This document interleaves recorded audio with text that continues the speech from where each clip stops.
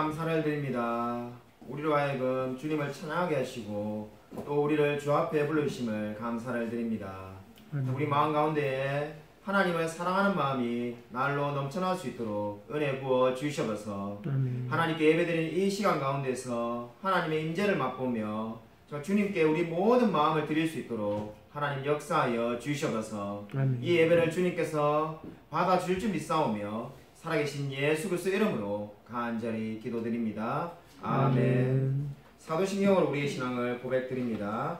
전능하사 천지를 만드신 하나님 아버지를 내가 믿사오며 그 외아들 우리 주 예수 그리스도를 믿사오니 이는 성령으로 잉태하사 동정녀 마리아에게 나시고 본디오 빌라도에게 고난을 받으사 십자가에 못 박혀 죽으시고 장사한 지 사흘 만에 죽은 자 가운데서 다시 살아나시며 하늘에 오르사 전능하신 하나님 우편에 앉아 계시다가 죄로서 산 자와 죽은 자를 심판하러 오시리라.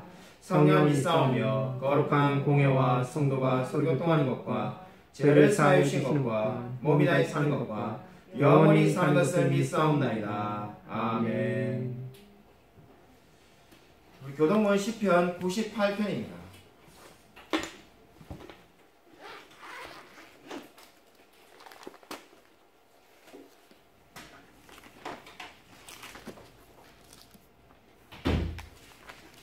구약성경 874쪽에 있습니다. 구약성경 874면 시편 98편 1절부터 끝절까지를 제가 한 절, 성도님들이 한 절 교독하도록 하겠습니다.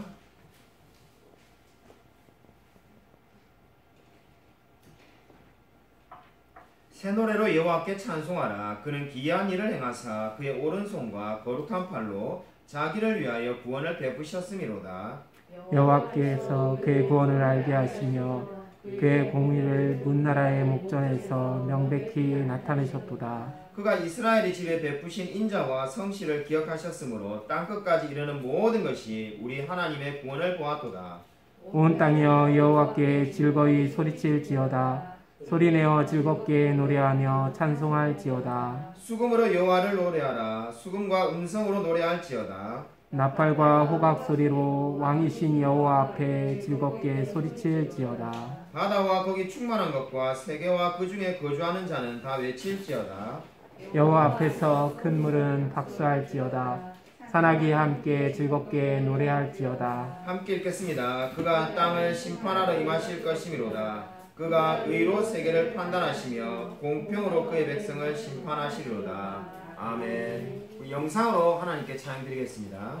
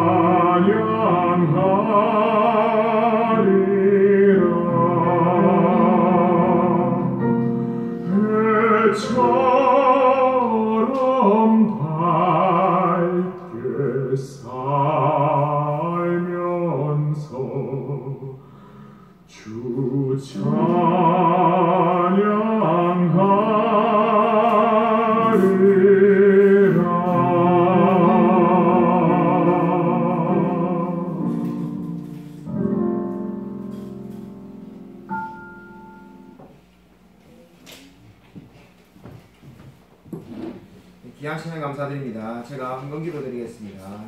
하나님 아버지, 참으로 우리가 방금 찬양으로 고백한 것처럼 주님과 함께 영원히 살 날이 속히 올 줄로 믿습니다. 우리가 그러한 날을 소망하며 늘 감사하며 살아갈 수 있도록 은혜 부어 주시옵소서. 이러한 신앙의 고백을 담아 하나님께 헌금을 드립니다. 주님께서 받으시고 우리의 삶 가운데 복 내려 주시옵소서. 우리 인생 가운데 그 어떠한 어려움이 있든지 간에 우리가 늘 주님만을 바라보며 날마다 주님과 동행하며 기뻐하며 감사하며 살아갈 수 있도록 역사하여 주시옵소서. 주님께서 우리의 삶을 늘 붙들릴 줄 믿사오며 살아계신 예수 그리스도 이름으로 간절히 기도드립니다. 아멘. 우리 교회 소식 전하도록 하겠습니다. 옆에 있는 분들과 인사하도록 하겠습니다. 한 주간 평하셨습니까? 인사하도록 하겠습니다.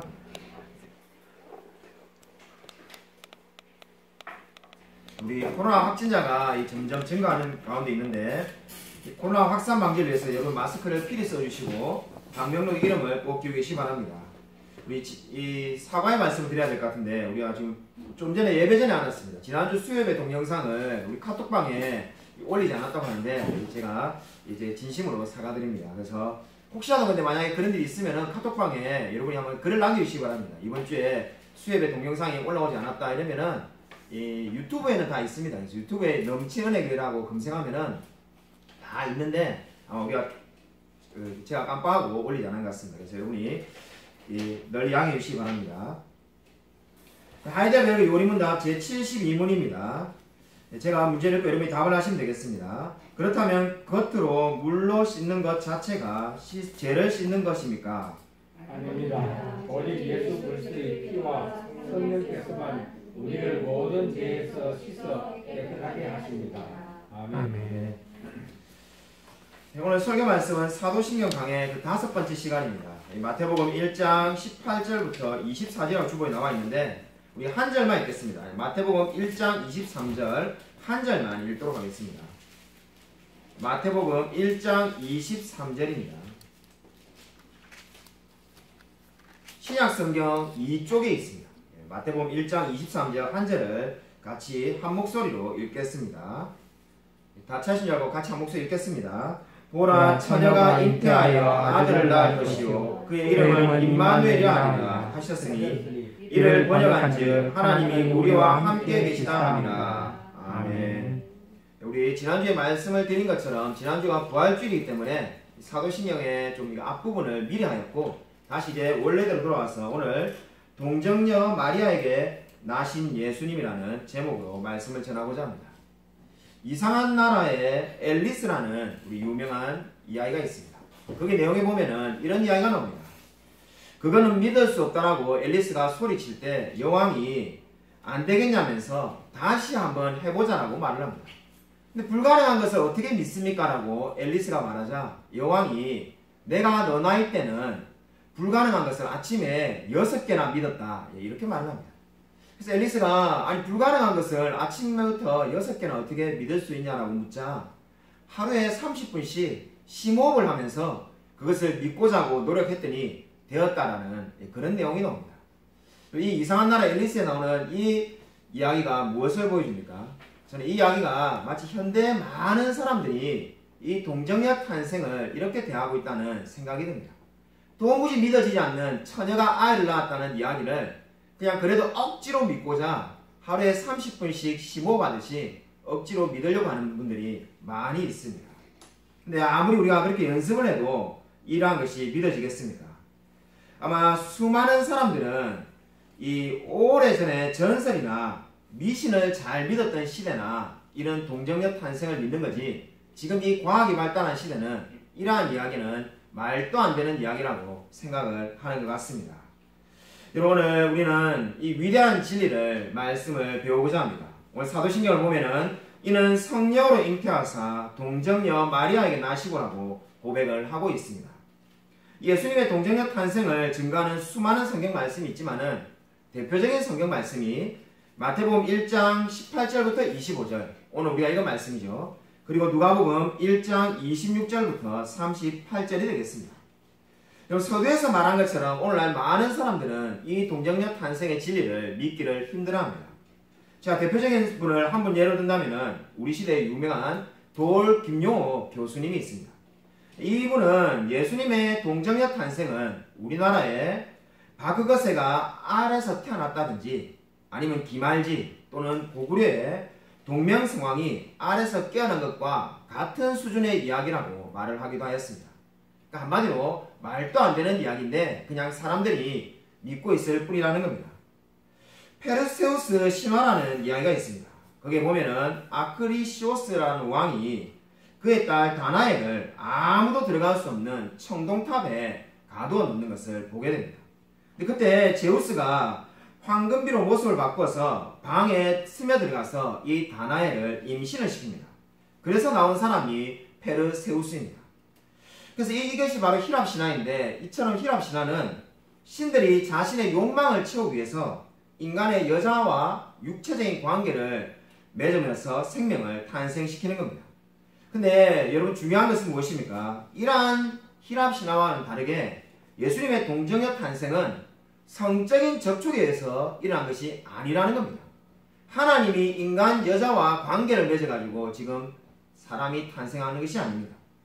이것은 무엇입니까? 예수님이 성령의 능력으로 마리아의 태에서 탄생하게 되었다고 분명히 성경은 말씀하고 있습니다. 그래서 안디옥의 주교 이그나티우스라는 분이 있는데 주 110년경에 에베소 교인들에게 편지를 보내면서 이 예수님의 동정녀 탄생에 대해서 다음과 같이 명확하게 밝혔습니다. 우리 하나님 예수 그리스도는 마리아의 모태에서 성령에 의해 잉태되었다. 예수님이 살았을 당시에 벌써 이렇게 고백을 하였습니다. 여러분, 이 예수님이 돌아가시고 난 다음에 주 110년경에 우리 하나님 예수 그리스도는 마리아의 모태에서 성령에 의해 잉태되었다고 고백을 하였습니다.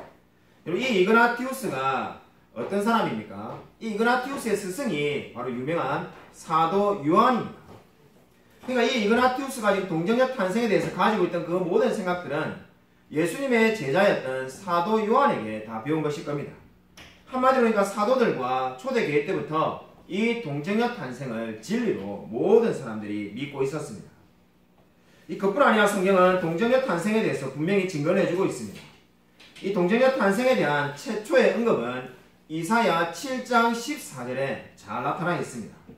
우리 프린트물에 제가 다 적어놓았는데 우리 이사야 7장 14절 말씀을 우리 같이 한번 한 목소리로 읽겠습니다. 네, 시작.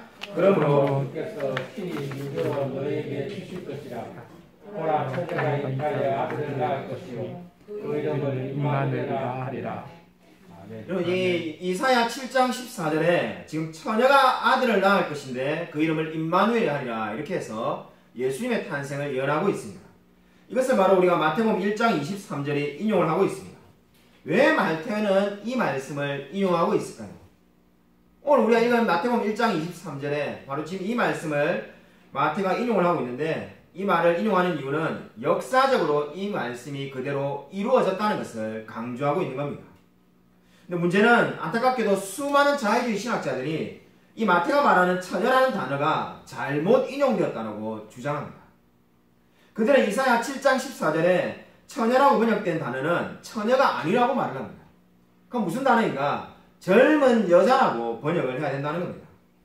안타깝게도 이러한 자유주의 신학자들의 주장을 받아들여가지고 영어 성경 가운데 RSV라는 영어 성경이 있는데 RSV와 NEB 같은 성경은 젊은 여자라고 아예 번역을 해놓았습니다. 그리고 우리도 많은 성도님들도 보시는 표준 세번역이라는 성경이 있는데 거기에 보면은 난회주라는 것은 번호를 달아가지고 저 밑에 이렇게 그죠? 성경 밑에 주가 하나 있는 거 있지 않습니까? 거기에 주로 바로 젊은 여자라고 번역을 하기도 하였습니다. 중요한 것은 무엇입니까? 이러한 번역은 동정녀 탄생을 부인하는 겁니다. 왜냐하면 젊은 여자가 곧 처녀가 아니기 때문입니다. 젊지만은 처녀가 아닌 사람이 얼마나 많습니까? 근데 젊은 여자라고 기록을 해놓으면 어떻게 되겠습니까? 처녀가 아닌데 아이를 낳게 되면은 동정녀 탄생의 진리가 다 없어지게 되는 겁니다. 물론 이 알마라는 히브리어의 단어는 젊은 여자라고 번역이 가능하긴 합니다. 그러나 우리는 세 가지 근거를 볼 때 이 지금 알마라는 단어를 젊은 여자로 볼 수가 없습니다. 첫 번째 이유는 주전 250년부터 150년경 사이에 알렉산드리아에 번역된 이 70인역 성경 때문에 우리가 이렇게 번역을 할 수가 없습니다. 당시에 70인역을 보면은 이 단어를 처녀를 의미하는 파르테노스라는 단어로 번역해 놓은 것을 볼 수가 있습니다. 이 파르테노스라는 단어는 당시에 처녀에게만 사용한 단어였다고 합니다. 근데 그 단어를 지금 70인역에서 지금 바로 이 말씀에 사용을 하고 있습니다.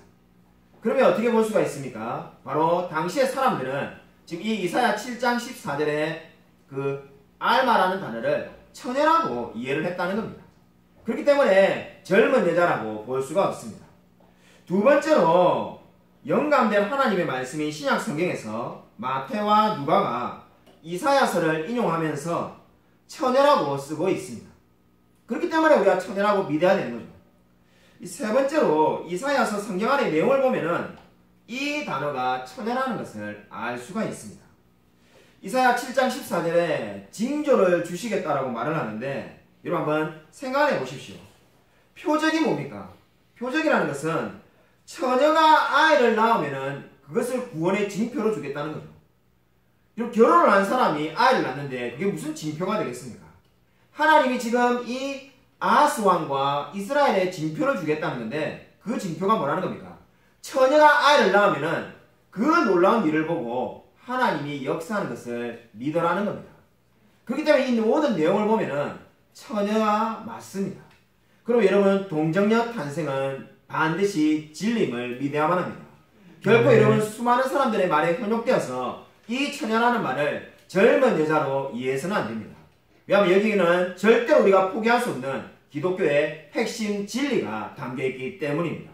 여러분 이 진리를 반드시 믿으시기를 바랍니다. 아멘. 여러분 한국에 소크라테스라고 말하는 박종훈 교수님이 계셨습니다.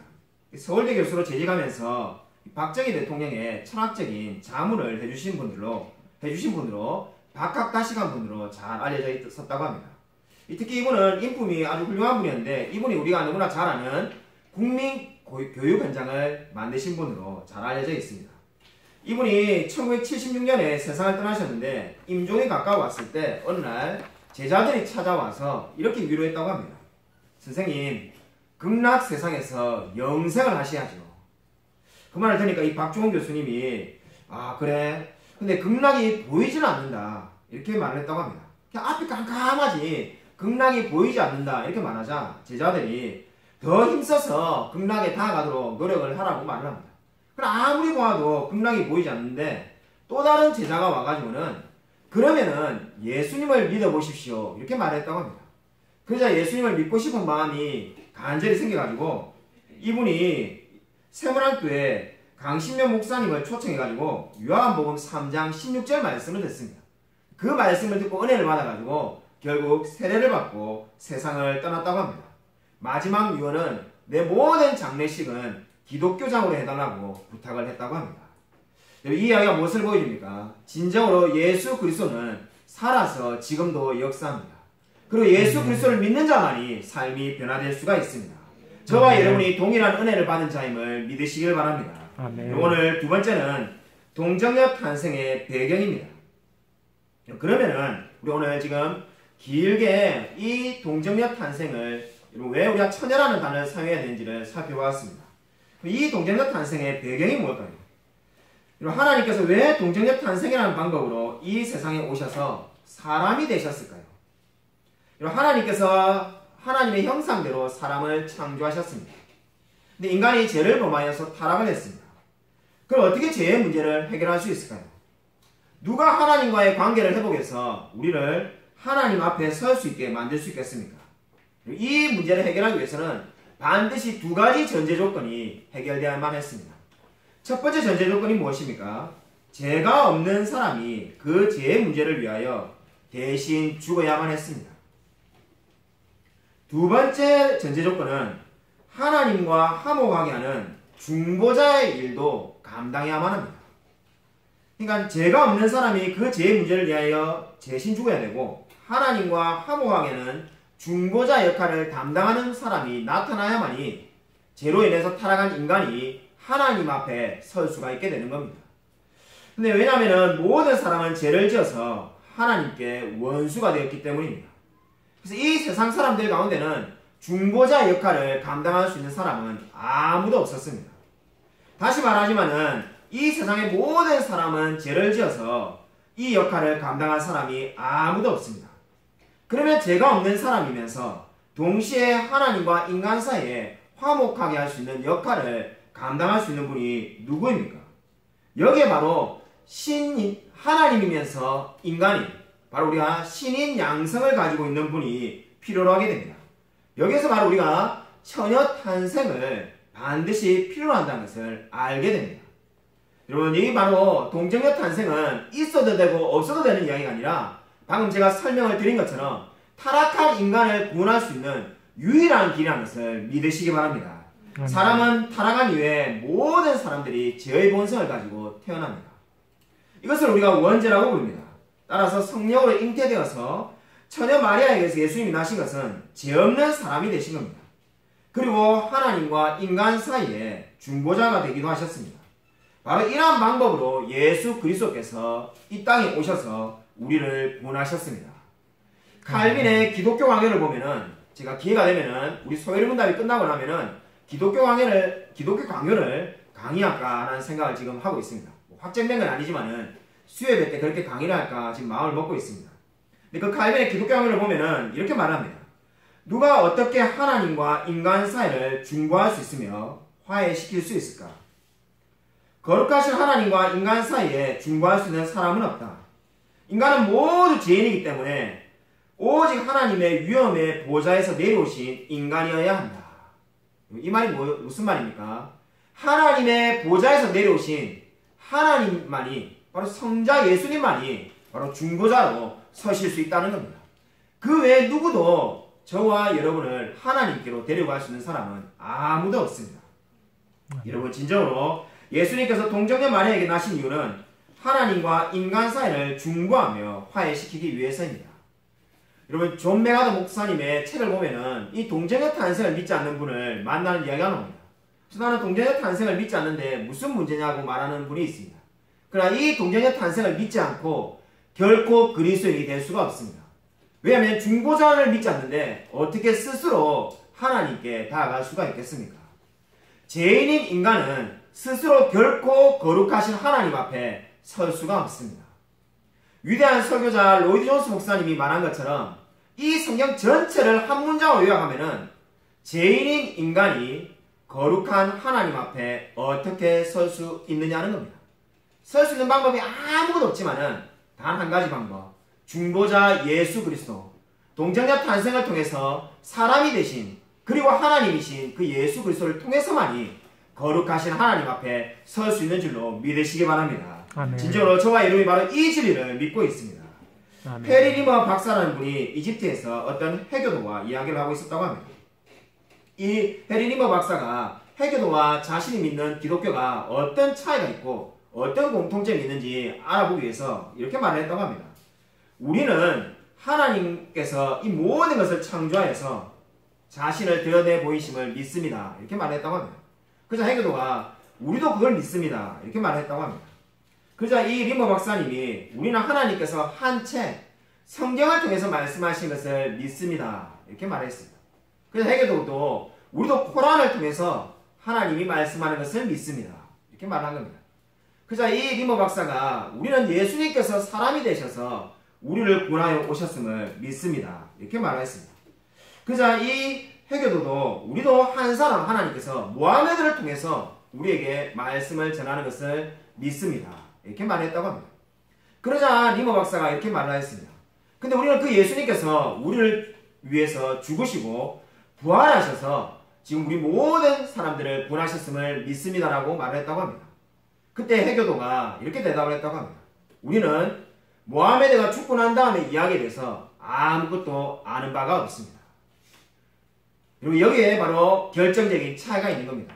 기독교는 죽은 자의 종교가 아니라 지금도 살아서 역사하시는 하나님을 믿고 있습니다. 기독교는 그저 한 사람의 성인이 이 세상에 오신 것이 아니라 지금도 살아서 우리 마음 가운데 그리고 이 세상 가운데 역사하는 분이심을 믿으시기를 바랍니다. 오늘 세 번째로 동정녀 탄생의 목적입니다. 예수님께서 동정녀 마리아에게 나신 목적이 무엇일까요? 마태복음 1장 21절을 우리 같이 한번 읽겠습니다. 우리 마태복음 1장 21절 같이 한 목소리 읽겠습니다. 시작. 아들을 낳으니 이름을 예수라 하라. 이는 그가 자기 백성을 저희 죄에서 구원할 자이심이라. 여러분 예수님께서 이 땅에 오신 목적이 무엇입니까? 여러분 여기 오늘 1장 21절에 적혀있는 대로 자기 백성을 저희 죄에서 구원하기 위해서 이 땅에 오셨습니다. 안타깝게도 많은 사람들이 자신을 죄인이라고 인정하지 않습니다. 목회를 하면서 가장 자주 듣는 말 중에 하나가 이런 말입니다. 목사님, 왜 착한 사람들에게 나쁜 일이 종종 생길까요? 저도 이런 말을 참 많이 들어서 어떤 때는 이렇게 대답해드리기도 하고 어떤 때는 저렇게 대답해드리기도 하는데 사실 제가 명쾌한 대답이 없었습니다. 돌아가신 R.C. 스프라울이라는 우리 시대의 유명한 목사님이 있는데 그분이 동일한 질문에 대해서 이렇게 대답한다는 것을 책으로 본 적이 있습니다. 왜 착한 사람에게 나쁜 일이 종종 생깁니까? 그때 이 R.C. 스프라울이라는 목사님은 이렇게 대답했다고 합니다. 저는 아직까지 착한 사람들을 만나보지 못했기 때문에 잘 모르겠습니다. 저는 아직까지 착한 사람들을 만나보지 못했기 때문에 잘 모르겠습니다. 그리고 이 말이 무슨 의미합니까? 이 세상에 착한 사람은 없다는 겁니다. 이 세상에는 죄인인 사람과 죄인이지만은 거듭난 사람이 있을 뿐이지 결코 선하고 착한 사람은 아무도 없습니다. 그러므로 믿지 않는 사람들이 하나님을 믿지 않으면서 늘 어떻게 말합니까? 착한 사람들이 죄 없이 죽는 걸 볼 때 하나님은 잘못되었다 이렇게 말하는 분들이 많이 있습니다. 왜 쓰나미가 갑자기 나서 아무 죄도 없는 사람이 10만 명 죽어야 됩니까? 왜 동일본 대지진이 나서 수많은 사람들이 아무 죄도 없는데 죽어야 됩니까? 그건 그분의 생각이지 이 세상에 착한 사람은 아무도 없습니다. 성경은 분명히 모든 사람이 죄를 범했다고 말합니다. 그래서 고린도후서 5장 21절에 이렇게 말씀합니다. 하나님이 죄를 알지도 못하는 자로 우리를 대신하여 죄로 삼으신 것은 저희 안에서 하나님의 의가 되게 하려 하심이라. 여러분 이 말씀을 꼭 기억하시기 바랍니다. 하나님께서 죄를 알지도 못하는 자, 바로 예수 그리스도와 하여금 우리를 대신하여서 죄를 삼으신 이유가 뭐라는 겁니까? 바로 우리 안에서 하나님의 의가 넘치도록 하시겠다는 겁니다. 저와 여러분이 바로 이제 의로운 자로 만들어 주시기 위해서 하나님이 이 모든 일을 감당하셨다고 말씀하고 있습니다. 여러분 의인이 되면 뭐가 달라집니까? 우리가 교회 다니면서 제일 많이 듣는 말이 죄인이라는 말과 그리고 우리가 죄인이면서 동시에 이제 의인이 되었다는 말을 듣는데 그럼 의인이 되면 뭐가 달라지는 겁니까? 아니 어제도 내가 죄인이었고 죄를 짓고 살고 오늘도 거짓말하고 죄를 짓고 사는데 어느 날 갑자기 예수님을 믿고 나면 의인이 되었다는데 실제 삶은 죄를 아예 안 짓는 상태가 되는 게 아닌데 도대체 의인이 되면 뭐가 달라지는 겁니까? 이 말을 꼭 기억하시기 바랍니다. 의인이 되면은 하나님과 교제할 수 있는 자격이 생기는 겁니다. 의인은 어떠한 사람인가? 하나님과 영적으로 교제하는 사람입니다. 하나님과 인격적으로 만난 그 사람, 바로 그 사람이 바로 의인인 줄로 믿으시기 바랍니다. 바로 예수님께서 저와 여러분을 하나님과 인격적으로 교제하는 사람으로 만들기 위해서 바로 동정녀 탄생을 하신 것입니다. 그래서 저와 여러분을 위해서 그 모든 죄를 지시고 십자가에서 돌아가신 줄로 믿으시기 바랍니다. 아멘. 저의 친척 중에 한 분의 이야기입니다. 그분은 오래전에, 이제 오래된 이야기죠. 수십 년 전 이야기인데, 다방내지를 좋아해가지고 사랑하였습니다.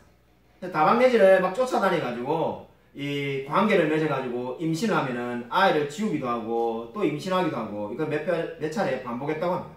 그러다가 본인의 마음에 미안한 마음이 생겨가지고 결혼을 하자고 말을 합니다. 결혼하자고 말하니까 이분이 어이없어 하면서 자기가 수십 명의 남자를 이때까지 만나왔는데 나 같은 사람하고 정말 결혼을 하겠냐고 되물었다고 합니다. 그때 자기가 정말로 사랑하기 때문에 결혼하고 싶다고 말했다고 합니다. 이 친척분이 엄청나게 잘 사는 부잣집 아들인데 아니 나 말고도 좋은 여자들을 얼마나 만날 수 있는데 왜 나 같은 사람을 만나려고 결혼하려고 하느냐 이렇게 말하자 정말로 모든 것을 사랑한다고 말해서 결혼을 하였다고 합니다. 근데 문제는 결혼한 지 얼마 안 돼가지고 이 여자분이 집을 나갑니다. 이때까지 만났던 수많은 남자들을 그리워해가지고 떠납니다. 마치 호세아스의 이야기와 마찬가지죠. 근데 그때마다 이 우리 친척되는 이분이 다시 가서 데리고 오고 또 데리고 오고 또 데리고 오는데 결국 그 일이 계속 반복되니까 결국 이혼을 하게 됩니다. 수년 전에 다시금 만났는데 만나서 다시 화해했는데 놀라운 것은 이제 이 남자분은 귀가 들리지 않는 상태이고 이 여자분은 앞을 볼 수가 없습니다. 한 사람은 눈을 잃었고 한 사람은 귀를 잃었는데도 다시금 만나게 되었습니다. 목사님 무슨 이야기 하려고 이런 이야기 하는가? 오늘 우리가 동정녀 탄생에 대해서 말씀을 나누었습니다. 자, 일주일 동안 설교 준비하는데 솔직하게 말해가지고 이 진리를 지금까지 설명하는 진리를 설명하는 것은 어렵지 않았습니다. 아마 신학교 1학년만 되는 전도사님도 지금 제처럼 설교 누구든지 다 할 수 있습니다. 아니 심지어 교회 오래 다닌 장로님이나 권사님, 집사님 보고 설교해도 지금 제만큼 다 할 수 있습니다. 이 동정녀 탄생의 진리를 모르는 분이 누가 있겠습니까? 근데 문제는 이것을 나의 삶에 적용을 하려니까 할 말이 아무것도 없는 겁니다. 내가 예수님처럼 십자가를 질 것도 아니고 그죠? 우리가 천의 몸에서 나올 것도 아니고 이 도대체 이걸 어떻게 적용해야 되는가? 일주일 내도록 고민을 하였습니다. 설교 준비가 지금 이 앞부분까지는 너무 일사천리로 빨리 준비됐는데 설교가 이렇게 하고 끝나는 것은 일종의 강의지 설교가 아닌데 내가 적용을 해야 되는데 적용할 말이 떠오르지 않아서 일주일을 고민했습니다. 그때 하나님께서 적용을 이렇게 해주셨습니다. 사랑한다는 것이 무엇인가?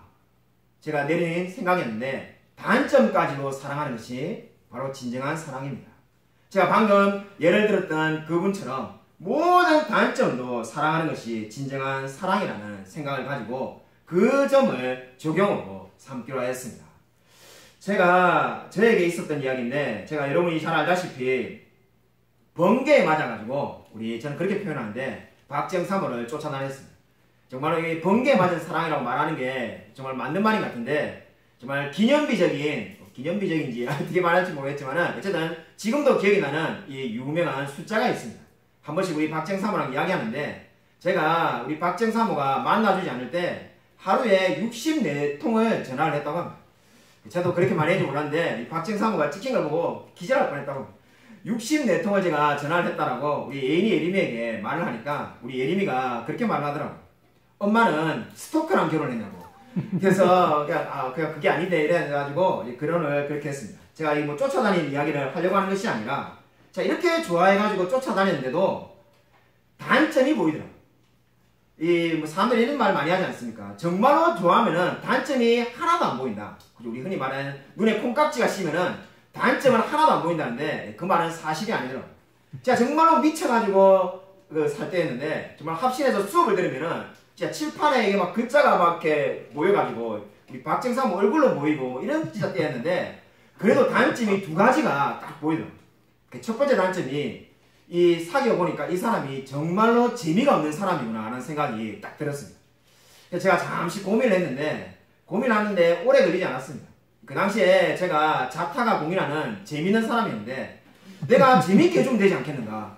이 사람에게 내가 재밌게 해주면 되겠구나. 그래서 고민하지 않고 저 단점 상관없다 이렇게 생각했습니다.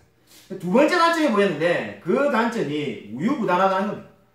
모든 문제에 대해서 그냥 늘 가을짓자 행보였습니다. 뭔가를 이렇게 막 탁 부러지게 하는 게 하나도 없고 이렇게 했다가 저렇게 했다가 마음이 막 매일 이렇게 왔다리 갔다리 합니다. 그래서 그 점은 또 어떻게 할까 곰곰이 제가 한번 생각을 해봤죠. 생각을 해보니까 모든 사람들이 인정하는 것처럼 제가 성격이 엄청나게 급한 사람입니다. 정말 밥도 빨리 먹고 말도 빨리 하고 정말 인생을 뭐 빨리 살다가 끝나는 사람처럼 모든 것이 빠른데 이렇게 우유부단한 사람이 나에게 큰 도움이 되겠구나. 내가 너무나 뭔가를 섣불리 빨리 결정하려고 할 때 이 사람이 우유부단하기 때문에 제동을 걸지 않겠는가. 정말 이 사람이 나에게 꼭 필요한 사람이라는 생각을 가지게 되었습니다. 그래서 결국은 결혼을 하게 되었죠. 제가 여러분 무엇을 말씀드리려고 하냐면은 진정한 사랑은 여러분 단점까지도 사랑하는 겁니다. 예수님께서 바로 저와 여러분을 그렇게 사랑하셨습니다. 우리가 정말 신학적으로 교리적으로 말한다면 예수님께서 우리의 모든 죄를 지시기 위해서 이 땅에 오셨다라고 말을 합니다. 저도 좀 전에 설교 때 그렇게 말씀드렸습니다. 그래서 저는 그 말을 이렇게 표현하고 싶습니다. 예수님은 우리의 단점까지도 사랑하기 위해서 이 땅에 오셨습니다. 근데 우리는 놀랍게도 어떻습니까? 장점이 아무것도 없습니다. 그냥 단점만 죄밖에 없는 사람입니다. 그 단점을 사랑하기 위해서 예수님께서 이 땅에 오셨습니다. 그 놀라운 사랑을 저와 여러분이 받았습니다. 그럼 저와 여러분이 어떻게 살아야 되겠습니까? 이제 바로 우리 사랑하는 가족과 이웃과 그리고 우리 사랑하는 교우들의 단점도 사랑하며 살아야 되지 않겠습니까? 여러분 진정으로 저와 여러분에게 놀라운 은혜를 예수 그리스도께서 주셨습니다. 여러분 우리가 예수님의 이 놀라운 진리를 믿고 수많은 사람들에게 그들을 사랑하며 그들의 단점까지도 사랑하며 살아가시길 바랍니다. 아무쪼록 우리를 위해 천의 몸에서 나셔서 죽기까지 우리를 사랑하시고 구원해 주신 예수 그리스도의 은혜에 감사하며 살아가는 저와 우리 모든 성도님이 되시기를 주님의 이름으로 간절히 축원드립니다. 이 시간에 우리 말씀을 생각하면서 1분간만 묵상하며 기도하고자 합니다. 오늘 두 가지를 1분간만 묵상하며 기도하고자 하는데 이 동정녀 탄생의 위대한 진리를 믿게 달라고 우리가 정말로 예수님을 믿고 난 다음에 이 동정녀 탄생의 진리 우리가 늘 뻔히 아는 진리라고 생각하기 쉬운데 정말 이 진리가 내 마음속에 가득 사로잡힐 수 있게 달라고 이 시간 기도하기 원합니다. 그리고 우리가 정말 적용으로 내가 정말 우리 주위에 있는 모든 사람들에게 단점까지도 사랑하는 그러한 사람이 될 수 있게 달라고 이 시간 한번 우리 마음속으로 묵상하며 기도하도록 하겠습니다.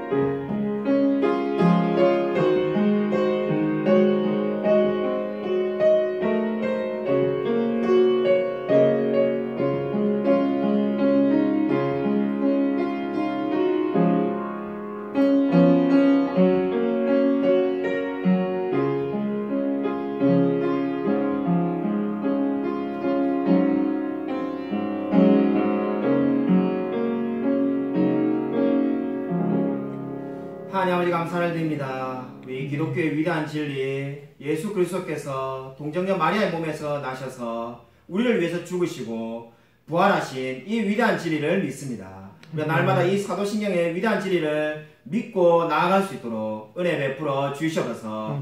하나님 참으로 정말 우리 오늘 말씀을 들은 것처럼 우리가 나의 사랑하는 가족과 이웃과 친척과 수많은 사람들에게 그들의 단점까지도 사랑하며 살아갈 수 있도록 은혜 부어 주시옵소서. 우리가 그저 좋은 점만을 사랑하는 것이 아니라 그 사람의 정말 단점까지도 사랑하며 살아갈 수 있도록 역사하여 주시옵소서. 하나님께서 우리의 모든 삶을 붙들어 줄 줄 믿사오며 살아계신 예수 그리스도의 이름으로 간절히 기도드립니다. 아멘. 이제는 주 예수 그리스도의 은혜와 하나님의 사랑과 성령의 교통하심이 예수님께서 동정녀 마리아의 몸에 나셔서 우리를 구원하시고 우리를 하나님의 자녀로 삼으신 이 위대한 진리를 날마다 찬양하며 감사하며 살아가기로 다짐하는 이 자리에 있는 성도들과 동영상으로 예배드린 모든 성도들 머리 위에 지금부터 영원토록 함께 있을지어다. 아멘.